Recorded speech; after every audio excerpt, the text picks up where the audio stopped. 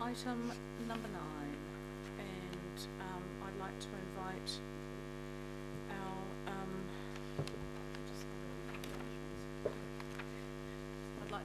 Janet. Now, Janet, are you going to be joined by other members of the panel? Your crew? Excellent. And Alison, please make yourselves leave it in your capable hands, Janet, and the time is yours to speak to us. It's lovely to have you here.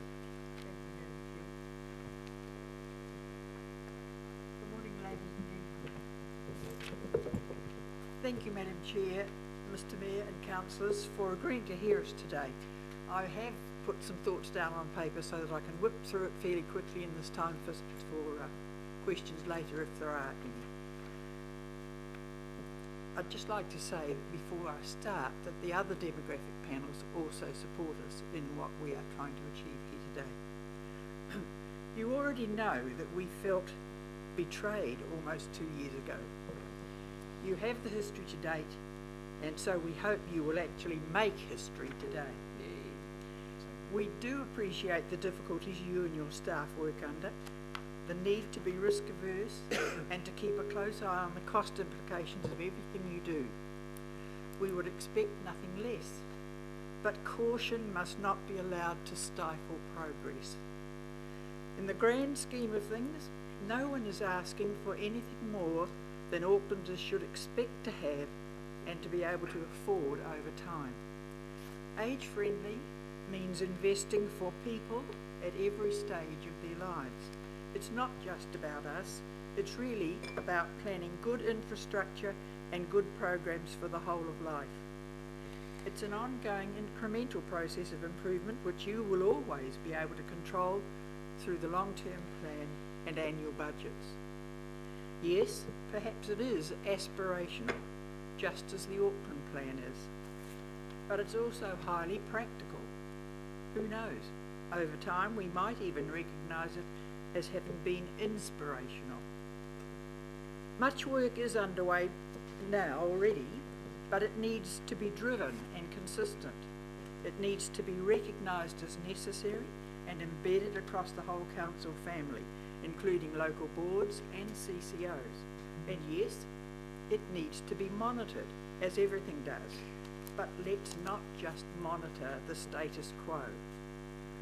Why are we afraid of moving forward in a more defined direction, I wonder? Central government is encouraging this move because there is strength in cooperation and the sharing of information as well as experiences. We do not have to reinvent the wheel. And if the Office for Seniors application for New Zealand to join the age-friendly network is agreed to, then it will be a simpler path to follow. Ireland, a country much our size, has already taken this step. Attachment C in your agenda lists the requirements for joining the global network of age-friendly cities and communities, and it says the age-friendly journey requires a continuous process of improvement. Isn't that what we all want? Members can join at any step, so you have choices. The different steps taken together take an average of 5 years to execute. I don't like the choice of word actually, but no execution should be necessary, and I believe Auckland is above average. We would not begin at the bottom rung because the baseline report is already done, so it's not too difficult to comply. So when you step on the ladder, Auckland, the largest and most complex local authority in the country, will be setting an example for others to follow by demonstrating once again its commitment to its diverse population, especially the burgeoning senior component which is about to hit. Surely this is a really positive move for society in general. Every one of you at this table and everyone to whom you are responsible will benefit or suffer from the decision you make today. Our hope is that you will be seen as progressive by preparing for the future in a cooperative and collegial way. You need to have understanding, commitment and faith in that future. We have it, even if our future may be briefer than yours. We will be analysing the report in more detail, should we need to, and challenging it where appropriate, so that if a new governance structure is decided upon, it can be well informed, but that is really for another day. Suffice it to say, if we're looking at containing costs, why don't we tap into the wisdom and generosity of what is an expanding pool of potential volunteers within our demographic who have professional, practical and life skills in abundance. It would need to be done carefully to show their contribution is valued. Then you might be surprised how many Aucklanders would give their time for the greater good. I come, as you know, Madam Chair, from a background in the West, where it's estimated that every $1 invested in specific volunteering projects return up to some $7 of value per to ratepayers. The Waitakere Way was necessary because resources were always stretched. The city was growing fast and ratepayers were pressured. Sounds a bit like Auckland, doesn't it? A lot. Together we can find a way. We would like to see an acceptance of what is best practice embedded in everything council does. It's just a common sense way of making our city fit for purpose. The Seniors Advisory Panel's role is to provide advice through the lenses of older people. I can tell you, Madam Chair, the cataracts have gone. All we need is the new prescription to give 2020 vision into the future. So it's no secret that we commend option 2 to you today. We say, let Auckland flourish, and we're here to help you. And just because I'm old and doddery, I forgot to introduce my cellmates. my Deputy Chair, David Wonghop, and my co-conspirator, Dr. Judy Blakey. Thank you, Madam Chair. We're open to any suggestions anyone has as to our future goodwill or otherwise. So we'll take, I don't think we need, I can't imagine there'll be a lot of questions. We've got Mayor Goff and then Councillor Newman and then Councillor Hills. So let's take questions and comments. So Mayor Goff. Thank you very much, Madam Chair, and thank you, Janet, for as usual, a really focused and excellent presentation, and if I can acknowledge David and Judy as well. I think this council's ready to adopt option 2. I certainly support it. I think you're right, it's a way of preparing for the future. The numbers of people at the moment that are in that age category are slightly under 250,000, but they'll go up to 1.2 million within about 18 years, and now is the time to start preparing for that, because the over 65-year-olds are going to be a big percentage of our population, probably a quarter according to the seniors office in Wellington, and we need to make sure that we have got our community as ready as possible to cope with a range of new challenges which that brings. So thank you very much for the presentation. I think you summed it up beautifully. I can't speak for everybody around the table, but I'm certainly in favour of option 2 as a sensible way to proceed. Awesome, thank you, Mr. Mayor. I've got Councillor Newman, Casey, Hills, Bartley, Watson, everybody. Councillor, okay? No? Not Councillor Newman? Well, Chair, I actually just indicate not so much a question or comment. I was happy to second it, but actually, Chair, because of course I'd vote for option 2. I'm scared of Janet and Judy, and so you should be. I actually think symbolically, Chair, it would be good if Councillor Hills seconded this recommendation. I just think there's a lot of good irony there. Thank you. What would that be? The irony on those of us of a certain age is completely lost. I have no idea what you're saying. Compared to previous times with previous decisions made by previous people. That response, I think that would be rather lovely. Councillor Casey. I'd like to say a few things. Personal disclosure, I was the first liaison councillor for the first seniors panel, and so I want to say a few thank yous for getting us to this day, which I think is a historic day in the history of the council and in the history of the seniors panel. So just to say that I don't think there's ever been a meeting of the seniors panel where the words age-friendly city haven't been spoken out loud. I got a wee bit of research done, and I found 9 resolutions of the seniors panel over the 2 terms relating to age-friendly city, and that's a lot of work. But the people I want to thank is the previous chair, Margaret Devlin, who brought it to this place too, Richard Northey, who's no longer a member of the panel but is on the Waithmata local board. A power of work has been done to bring the consciousness of Auckland Council to accept this. Now, this group of people have every reason to feel cautious about this. In fact, I must say, Dr. Blakey only yesterday sent me 6 pages of rebuttal for the officer's report, line by line. I've got it here and I've read it.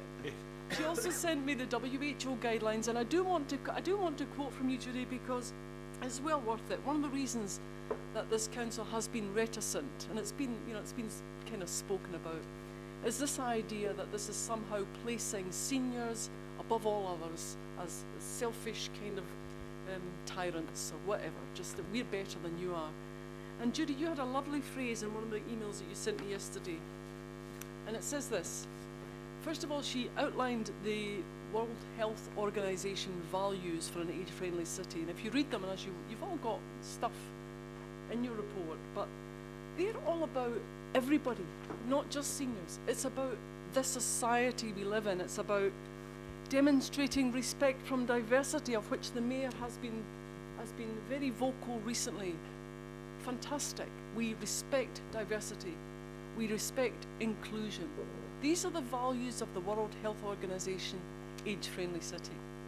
And at the end of this, Judy says, these values demonstrate that joining the World Health Organization Age-Friendly Network is not about older people selfishly skewing attention and resources to address their needs at the expense of other generational cohorts. They serve rather to motivate and guide community leaders to seek and identify opportunities where underutilised capacity can be harnessed to support and enhance social cohesion. Social cohesion. And that's really what this council is all about. Judy, you have done a power of work, and and I do acknowledge your what is it? It's like it's non-stop. You just tenacity. That's the word. Thank you, Linda. Oh, and I'd like to recognise Linda and Daniel as the new liaison councillors this term for the seniors panel. Thank you very much, Linda. So that's all I want to say, really. The heartbreak is gone. Today's a historic day. We move into the future together. Thank you, Alison Dobby, for your volunteer hours that you put into the seniors panel. So much appreciated. Thank you so much. I look forward to supporting option 2. I hope it's unanimous because you deserve it. Thank you, Councillor Kelsey. Councillor Hills. Thank you, Madam Chair. Thank you all for the presentation. I'm scared of Janet too, but in a good way. Much like, and first of all, I'll just start off. This has to be the least controversial issue we've ever had around the council to support an age-friendly city. I didn't completely understand the decision that has gone previously, but we will move on, and I congratulate people like Councillor Casey for pushing on and reminding us often. The other person I'd like to acknowledge that reminds me often is Joan Lardner Rivlin, who lives in my community, and I think the day I got elected to this body, she rang me straight up and she didn't say congratulations, she said, now we can get age-friendly cities. And then on her 90th birthday last year, I went to her 90th birthday and I said a little speech, and then straight after she said, and he's going to get us age-friendly city. And last night, while I was listening to the voicemail on my council phone from Joan telling me I must vote for this, she rang me on my private phone, so I was listening to two Joans at the same time. So Joan is an enigma in my community, and I am also scared of Joan. And the last thing I'll say is that this is very clearly, and what Joan always tells me too, in case people are worried it's just for older people.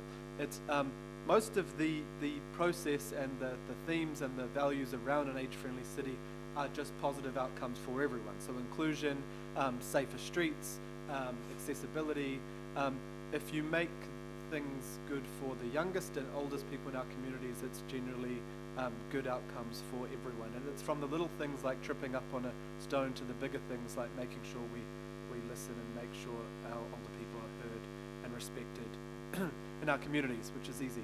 The other last point I will give is a bit of a kudos to my family. My parents became grandparents last night for the first time, and my little sister had a baby. But I think of them growing old. My dad's had 2 knee replacements and still working hard. But I think of them being able to grow old with my new nephew and being able to be accepted in our city and being able to get around our city. And yeah, so a bit of a poignant moment for my family as well, thinking of my parents now as older people in our city. So it's exciting. I think this is an obvious thing to support, and I don't understand exactly why it wasn't before, but I don't care because I think we've got it here, and congratulations to you all for positively pushing in a pragmatic way, so thank you. Oh, lovely. And congratulations, Councillor Hills. I obviously haven't been on social network enough in the last 24 hours to know your sister had the baby. Well done. I've got Councillor Bartley and Councillor Watson, and then we'll go to the recommendation. Thank you, Madam Chair. Thank you, Janet and Dr. Judy and David for your presentation. I don't get it, actually. I don't get why you have to come here and present, because it's pretty straightforward that it should be option 2, and that you shouldn't have to come in and, you know, lobby us to have this happen. It should happen. It should be what the, you know, it should already be in place. But I wasn't around back in 2016 when this was being debated. So yeah, I think we need to be specific. We need to be deliberate about things. So I do support option 2. And being a Samoan, we were raised to respect our elders. So absolutely, what you're presenting must happen, should happen. So yeah, that's all I have to say. Thank you. Awesome. Thank you, Councillor. And finally, Councillor Watson. Thank you, Madam Chair.